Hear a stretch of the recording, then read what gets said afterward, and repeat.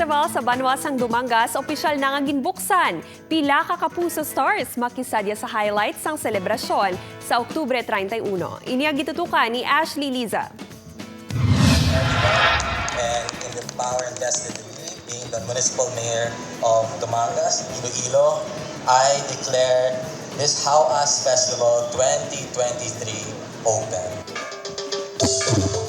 Opisyal na nga ginbuksan ang Hauas Festival sa Banwasang Dumangas, Iloilo. Sa pagbukas ng selebrasyon, ginpatigayon ang Blessing of Harvest bilang pagpasalamat sa buga ng produksyon sang banwa subong nga tuig. Dirigin paambit ang mga nanari-sari nga produkto nga ginapabugal sang banwa, kaangay sang preska nga seafood, ulutanon, kag mga prutas. Apisar sang limitado nga mga aktibidad bagon datuon ang selebrasyon sa eleksyon, ginpasiguro sang LGU nga mangin madinuagon kag madamo sa mga dapat bantayan. Sining atuig, it's just unfortunate na limitado ang aton mga activities and aton mga programs tungod nga ang election time is during the same time. Even though medyo limitado ang aton programs, we intend to continue or have a continuation of our celebration. Sa highlights ng selebrasyon sa Martes, Oktubre 31, isa ka programa ang patigayunon kadungan sa ika-153 nga birth anniversary commemoration ni Colonel Quintin Salas. Sa hapon naman, masaksihan ang sugbahanay sa Dumangas Coastal Boardwalk. Kag syempre,